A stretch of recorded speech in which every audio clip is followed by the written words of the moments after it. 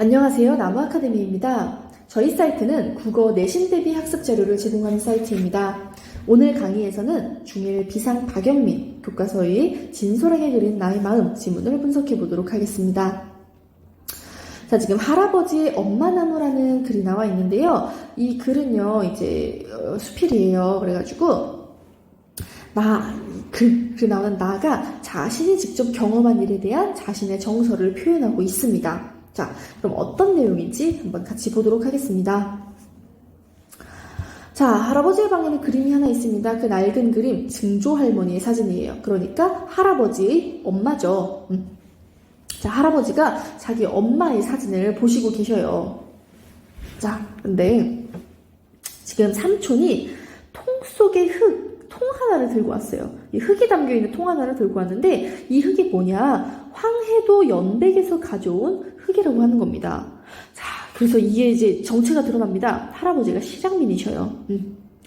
6.25 전쟁 중에 이 증조할 아버지, 그러니까 할아버지의 아버지가 할아버지를 남쪽에 데려다 놓고 북쪽으로 올라가셨다가 휴전협정이 맺어지면서 남과 북이 갈라진 거예요. 그래서 이 할아버지는 가족들과 떨어져서 홀로 살게 되신 처지가 이제 되신 겁니다. 이산 가족이 된 거죠. 할아버지 엄마 아빠는 그 북쪽에 계신 거예요. 북한에.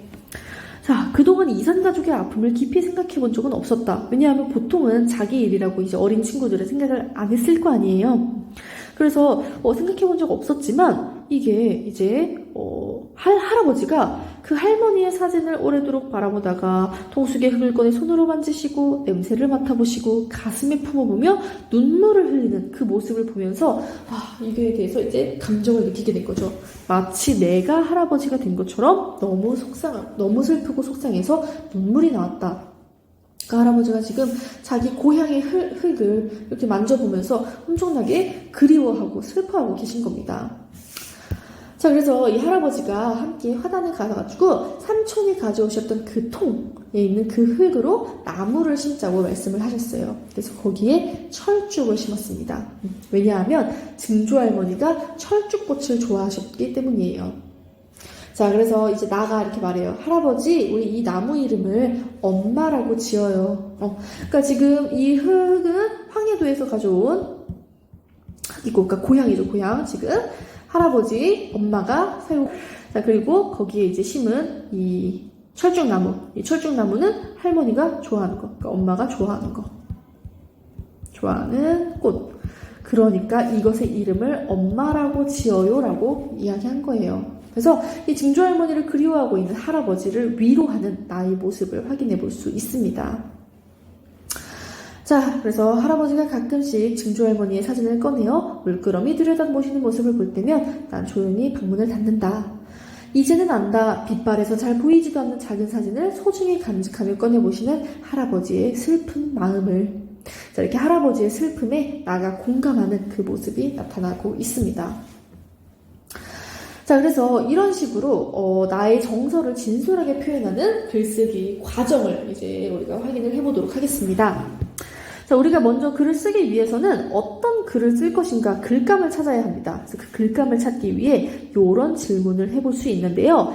이 질문의 내용이 선지로 구성되어서 문제가 출제될 수 있어요. 그러니까 이를테면 글감을 찾기 위한 질문으로 적절하지 않은 것은 이런 문제 나올 수 있다는 거예요. 그래서 구체적인 내용 확인해 두셔야 됩니다. 그래서 내가 경험한 일인지, 그러니까 자신이 직접 경험한 일이어야 돼요. 남의 일을 가지고서 우리가 글을 쓰면 안 됩니다. 독자에게 관심이 있을 만한 경험인지, 내 정서를 진솔하게 표현할 만한 경험인지, 감동과 즐거움을 줄 수 있는지, 긍정적인 영향을 줄 수 있는지, 이런 내용들을 확인하시면 되겠고요. 자, 글쓴이가 이 글의 개요를 작성한 과정이 나오고 있네요. 자, 글에 담을 내용을 이제 배열해서 그 글에 쓰지 않아도 내용은 삭제하고 좀 필요한 내용은 추가하면서 내용을 조직해야 됩니다. 자, 그래서 지금 본 거, 동생과 이산가족 방송을 본 적이 있다. 사과를 먹으며 삼촌과 이야기했다. 이런 내용들은 필요가 없다는 거죠. 그래서 삭제했습니다.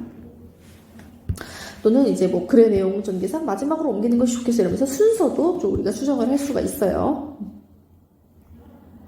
자, 그렇게 해서 이제 순서를 배열하고 나면 처음, 가운데, 끝의 구조로 개요를 작성합니다. 그래서 이런 식의 글은 처음, 가운데, 끝의 구조를 가지고 있어요.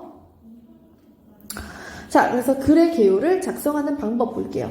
글의 중심 제재와 종속 제재를 바탕으로 작성을 하고요. 글의 중심 내용을 나열하고요. 글의 중심 내용들 사이에 위계 관계를 명시적으로 드러내면서 개요를 작성하면 이제 좀 구체적이고 체계적으로 글을 조직하고 배열할 수가 있습니다. 자, 다음으로 글쓴이가 이 글을 완성하기 전에 고쳐 쓴 과정입니다. 우리가 글을 쓰고 나면 꼭 그거를 고쳐 쓰는 과정이 필요해요. 자, 그래가지고 우리가 글을 쓸 때도 고려해야 되고 글을 고쳤을 때도 고려해야 되는 게 이거죠. 독자, 목적, 주제. 자, 그래서 이 주제, 목적, 독자는 글을 쓰는 과정에서부터 좀 계획하는 과정에서부터 고려해야 되는 거고요. 거기에 더해서 이제 표현, 그것까지 고려해서 우리가 고쳐쓰기를 하면 됩니다. 자, 그럼 이 학생은 어떻게 고쳤는지 볼게요. 자, 지금 할아버지와 나의 추억이라고 되어 있는 이 글의 제목, 우리가 뭘로 고쳤었죠, 아까? 할아버지의 엄마 나무. 그래서 이렇게 중심 제재가 좀 잘 드러날 수 있도록, 글의 주제가 드러나도록 제목을 고쳤고, 관심을 끌 수 있게 제목을 고쳤다라는 거. 자, 그리고 띄어쓰기 틀린 거 있으면 안 되겠죠. 이런 문법, 맞춤법상의 오류도 반드시 우리가 고쳐 써야 됩니다. 자, 그리고 이산가족의 아픔에 관심이 없었는데 어떤 계기로 생각이 바뀌게 되었는지도 표현해보자. 추가할 내용, 어떤 내용을 추가하겠다라는 거 나오고 있고요. 할아버지가 끌어안고 계셨던 게 무엇이었는지 밝혀야겠다라면서 이제 글의 문장 속에서 부족한 요소도 추가했습니다. 또 흙을 만지고 계신 할아버지를 봤을 때의 정서, 자신의 정서를 또 진솔하게 표현해야겠다. 그리고 그날이 기다려진다 이렇게 단순히 표현하기보다는 어떻게 해야겠다라고 하면서 고쳐 쓰는 내용들을 확인할 수가 있습니다. 자, 그래가지고요, 이 글은요, 아까도 말씀드렸지만 수필이에요. 그래서 서정적이고 체험적인 글이고요. 할아버지가 심은 엄마나무를 제재로 하고 있습니다. 그래서 주제는 가족을 그리워하는 할아버지의 마음이고요. 이 글에서는 이산가족의 아픔이 드러나고 있습니다. 글쓴이가 할아버지의 마음을 이해하고 공감하는 글쓴이의 진솔한 정서가 드러나는 글이에요. 자, 참고로 이제 우리 수필의 그 갈래상의 특징도 간단하게는 알아두셔야 됩니다. 그래서 이 수필이라고 하는 거 형식이라는 게 딱히 정해져 있는 게 없습니다. 자유롭게 쓰면 되고요. 누구나 쓸 수 있는 글이에요. 그래서 우리가 이걸 대중적이라고도 표현하죠. 그리고 글 안에 나라고 하는 글쓴이가 등장합니다. 자, 그리고 소재가 굉장히 다양하고요. 그리고 글쓴이의 개성적인 표현들이 담깁니다. 그래서 이러한 특징들, 수필의 특징들 여러분이 기억을 해주시면 되겠습니다. 자, 여기 소재의 의미 나와 있네요. 그래서 그 이산가족이 된 증조할머니를 그리워하는 할아버지의 마음을 나타내는 소재는 사진과 흙이 되겠고요. 그리고 철쭉나무는 이제 할아버지에게 위안을 줄 수 있는, 할머니를 떠올리며 그리워할 수 있는 소재가 되겠습니다. 자, 그래서 이런 식으로 우리가 삶과 경험을 바탕으로 정서를 친솔하게 표현하는 글을 쓰면 뭐가 좋냐? 자신의 삶과 경험을 되돌아보면서 건강한 자아를 형성할 수 있고요. 독자의 경우는 글에 나타난 경험에 공감하며 감동이나 즐거움을 느껴볼 수가 있습니다.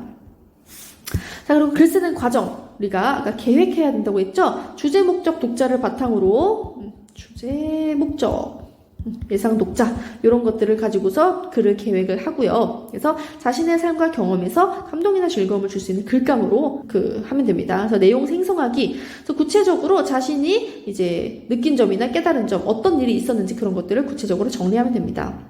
자, 다음 내용 조직하기. 그래서 이 삶과 경험, 정서나 생각이 잘 드러나도록 글의 내용을 처음, 가운데, 끝의 형식으로 개요를 작성하여 조직하면 돼요. 자, 그런 다음에 그거를 실제로 쓰면 되고요. 글을 쓴 뒤에 이 주제, 목적, 독자, 표현 등을 점검하여 고쳐쓰기 하면 됩니다. 자, 그럼 지금부터 문제 한번 같이 풀어보도록 하겠습니다. 자, 여러분 그럼 5번 문제 풀어보도록 하겠습니다. 여러분들 영상 잠시 일시 정지하고 문제 풀어봐 주시기 바랍니다. 자, 그럼 지금부터 문제 한번 같이 해설해 보도록 하겠습니다. 자, 이거는 이제 글 쓰는 과정에서, 각각의 과정에서 어떤 활동을 하면 되는지를 묻는 문제잖아요. 그래가지고, 이 계획하기 단계에서는 어떤 걸 해야 되느냐 묻는 거예요. 자, 그럼 하나씩 보도록 하겠습니다.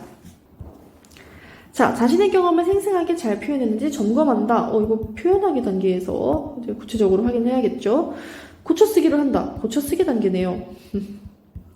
자, 그리고 글에 담은 내용을 배열하여 전체 내용을 점검한다. 배열하는 거잖아요. 그러니까 이거는 조직하기 단계에서 하면 되겠습니다. 독자에게 감동을 주는 언어로 표현했는지 이것도 표현하기 단계에서 신경 써야 될 부분이네요.